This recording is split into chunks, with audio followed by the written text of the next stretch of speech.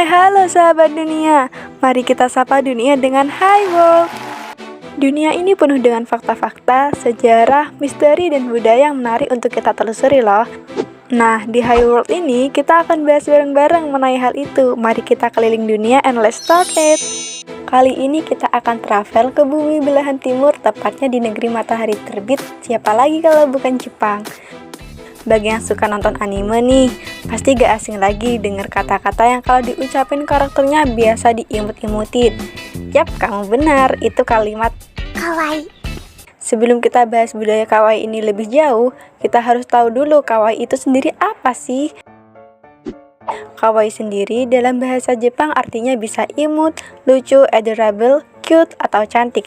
Nah, tapi kawaii lebih banyak didefinisikan ke arah imut dan lucu, tapi tidak selalu harus begitu dalam penggunaan kalimatnya.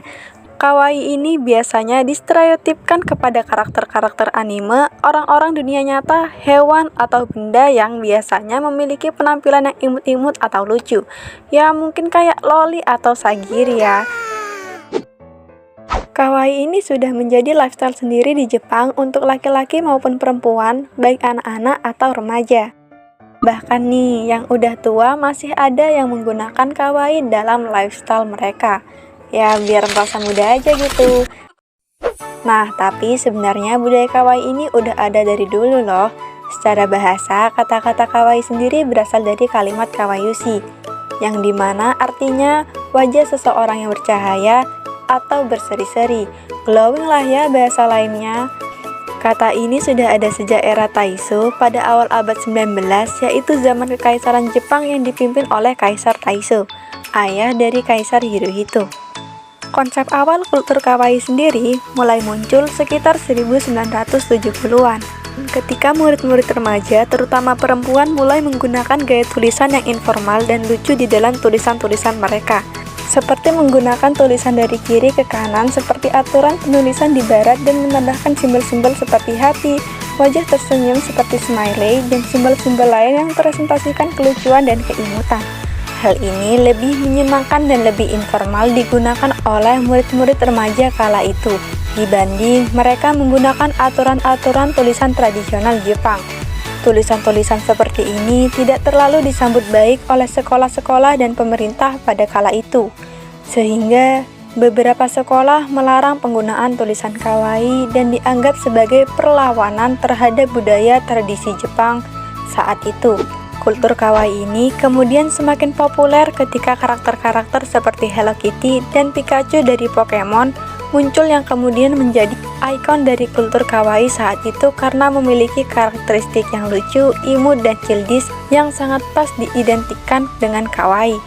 Karakter-karakter ini sangat populer bukan hanya di Jepang saja, tapi hingga ke seluruh dunia termasuk Indonesia.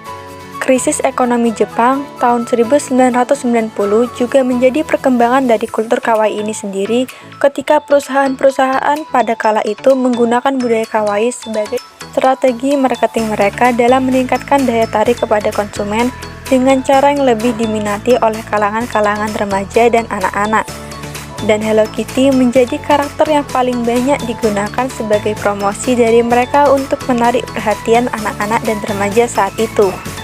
Dari sini juga, budaya kawaii mulai melebur ke berbagai aspek di masyarakat, mulai dari film, musik, pakaian, cara bicara, ekspresi wajah, tulisan, makanan, hingga menjadi lifestyle sendiri terutama untuk kalangan anak-anak dan remaja dan masih populer hingga saat ini. Sampai sekarang, budaya kawaii telah dikenal luas bukan hanya di Jepang saja, tapi juga di seluruh dunia dan tentu saja para wibu-wibu. Dan banyak dipakai terutama pada tren-tren saat ini. Lolita Fashion juga merupakan salah satu budaya kawaii berupa mode fashion yang menggunakan pita besar, pakaian warna pastel, dan blus yang menggunakan rok mini dengan high heels yang saat ini masih terkenal. Menyukai atau menggunakan budaya bangsa lain boleh-boleh saja, tapi cintailah produk-produk Indonesia. jika ada yang kurang dari pembahasan kami tadi, kalian boleh tambahkan atau koreksi loh biar kita juga belajar bareng-bareng di kolom komentar. Terima kasih telah menonton and see you in the next video.